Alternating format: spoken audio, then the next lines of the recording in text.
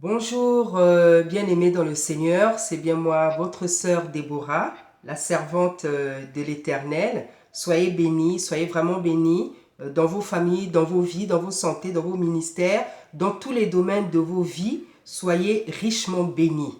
Oui, voilà, c'est bien moi, la sœur Déborah, celle qui vous aime beaucoup et qui espère aussi pour avoir de l'amour de la part du corps du Christ. Voilà, je sors d'une angine là, donc je suis un peu fatiguée, mais je sais que le Saint-Esprit va me donner la force pour que je puisse faire cette exhortation. Voilà, donc ce sont des messages que j'ai depuis plusieurs mois. Et si vraiment on se laisse aller à toutes nos occupations, on va vraiment jamais faire le travail du Seigneur. Voilà, si bien que je vais même donner deux messages dans la même vidéo, parce que j'en ai plusieurs que je n'ai pas donné, que j'ai reçu plutôt depuis un bon moment. Donc aujourd'hui, je vais parler de deux choses. Voilà, la première chose dont je vais parler, euh, le Seigneur m'avait donné une vision concernant les faux plateaux télé. Voilà, donc des gens qui s'improvisent serviteurs de Dieu ou servantes, des faux témoignages, des fausses brebis. Donc le Seigneur m'avait donné cette vision-là. Et lorsque j'ai vu cette vision, sur le plateau, bien aimé, c'était, je sais pas comment dire, hein, c'était vraiment effrayant. Sur ce plateau, j'ai vu vraiment la présence du diable. J'ai vu la présence du diable. Il y avait l'atmosphère du diable. Ça sentait vraiment l'odeur du diable. Il y avait vraiment son atmosphère et ça m'a vraiment fait froid dans le dos. C'était une vision rapide, mais vraiment, ce que le Seigneur m'a fait ressentir, ce que j'ai vu, c'était une atmosphère diabolique, quoi. Hein, vous sentez bien que c'est les choses du diable.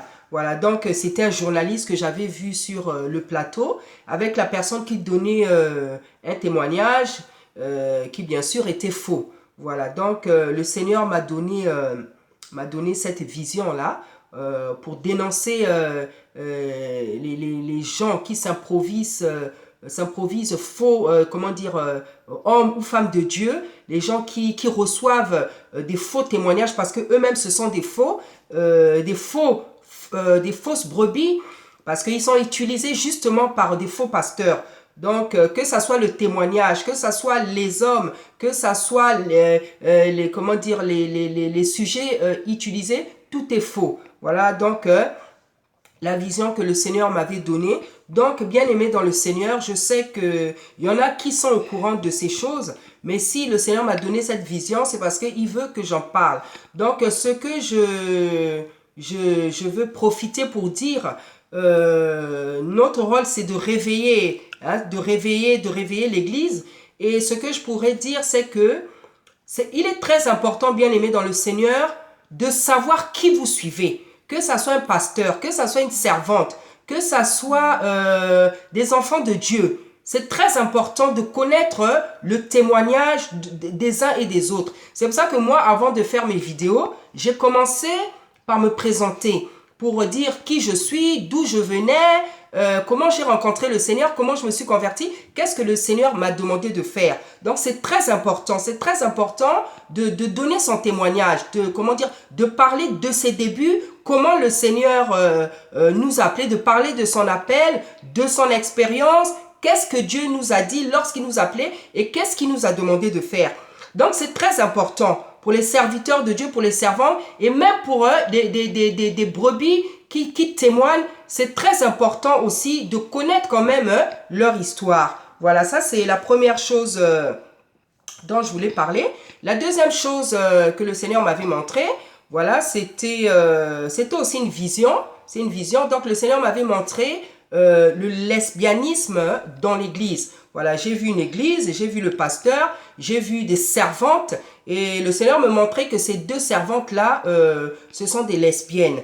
Hein, et je sais qu'on en a déjà parlé. que les gens sont au courant, mais Dieu ne parle jamais assez. Dieu ne parle jamais assez. Dieu nous répète toujours les mêmes choses, jusqu'à ce que l'abomination s'arrête. Voilà, donc dans cette église-là, j'ai vu deux servantes, mais vraiment des servantes qui servent le Seigneur, mais qui sont lesbiennes.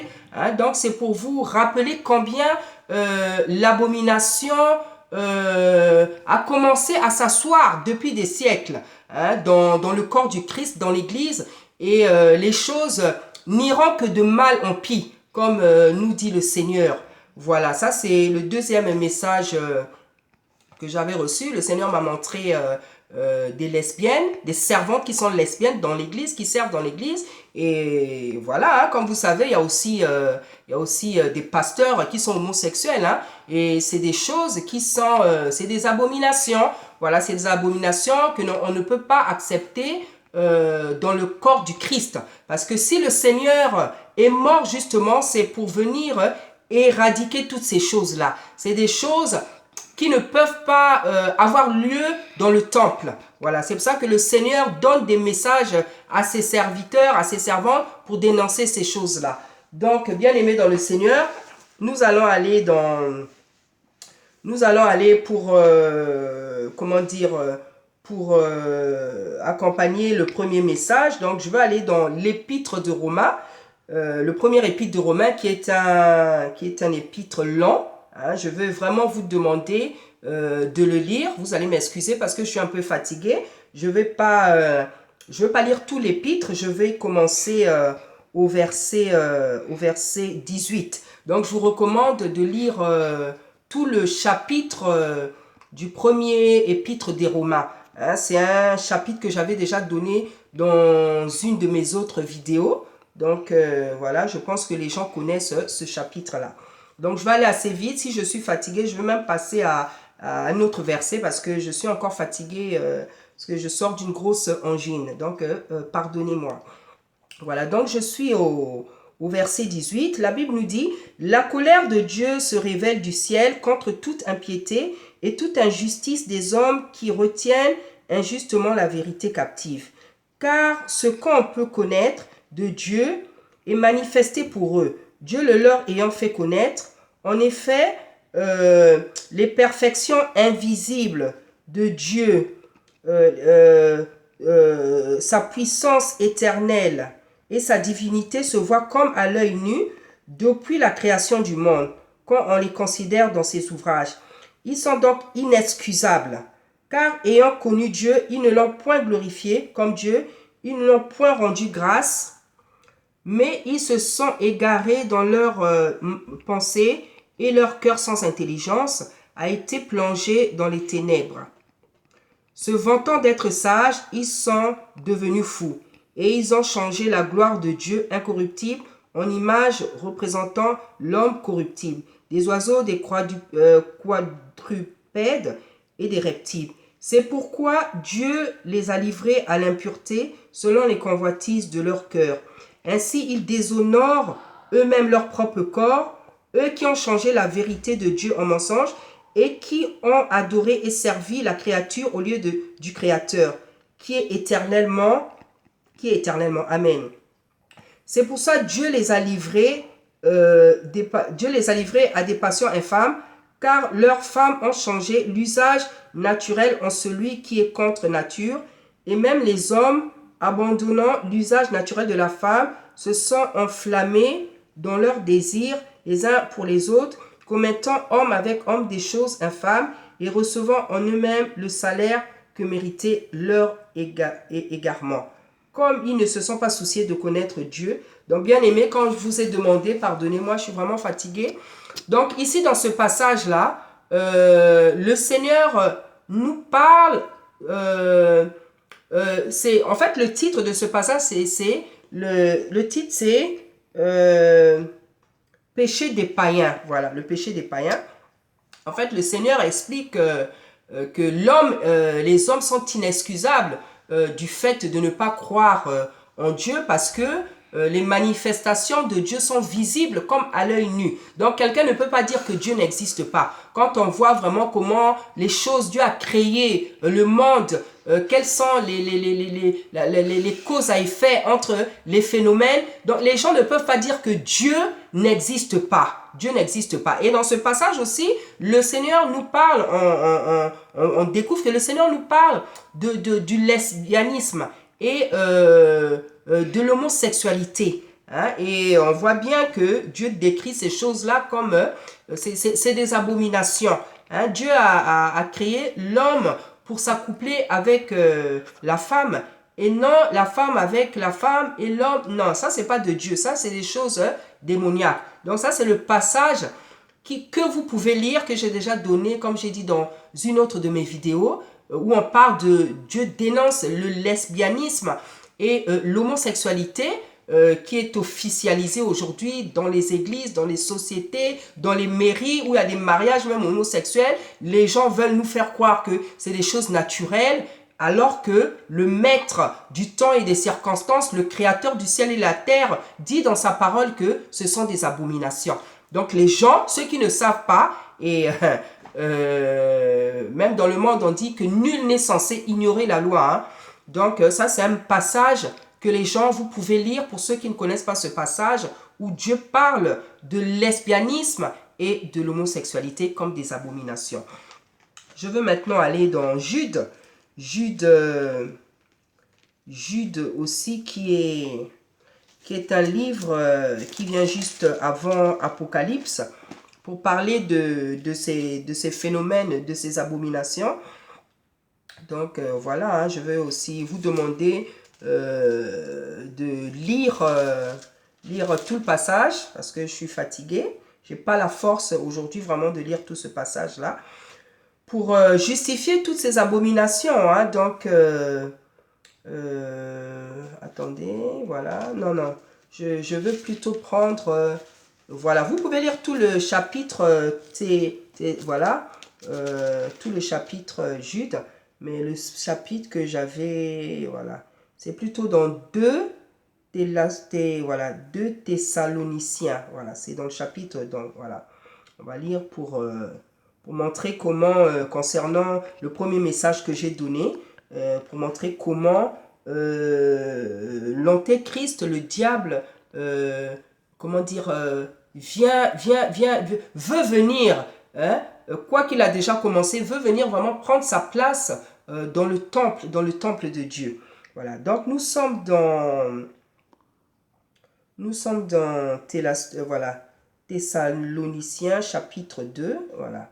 Voilà, donc on nous dit, pour ce qui concerne l'avènement de notre Seigneur Jésus-Christ et notre réunion avec lui, nous vous prions, frères, de ne pas vous laisser facilement ébranler dans votre bon sens et de ne pas vous laisser troubler, soit par quelques inspirations, soit par une parole ou par une lettre qui semblerait venir de nous, comme si le jour du Seigneur était déjà là.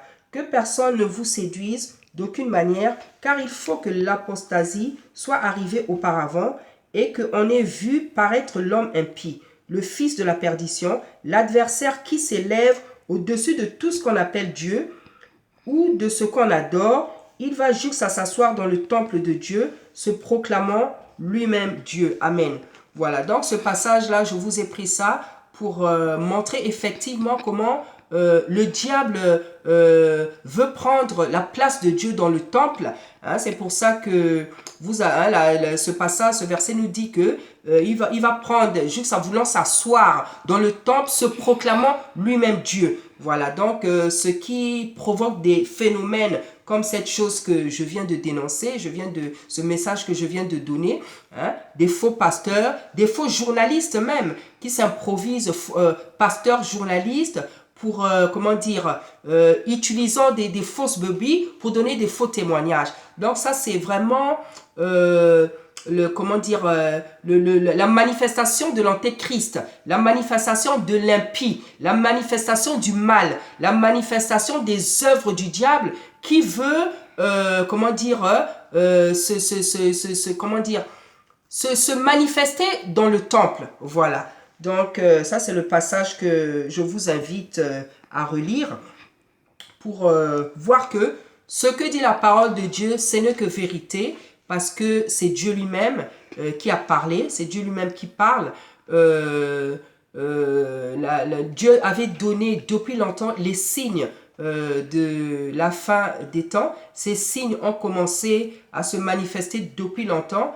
Et comme il est écrit dans ce livre saint, les choses n'iront que de mal en pis. Ce n'est qu'un début. Et c'est pour ça que l'apôtre Paul nous demande de ne pas être surpris, de ne pas être ébranlé par ce qu'on va voir, par ce qu'on va entendre.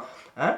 Parce que ce n'est que le début. Hein, l'abomination a pris sa place dans la société, l'abomination a pris sa place dans les familles, l'abomination a pris sa place dans les lieux saints, l'abomination a pris sa place dans l'église, dans le temple de Dieu. Donc, quitte à nous, bien-aimés dans le Seigneur, nous qui sommes enfants de Dieu, nous qui sommes des serviteurs, de ne pas être surpris, hein, ni ébranlés par ces manifestations, parce que, comme nous dit la Bible, l'apostasie doit arriver.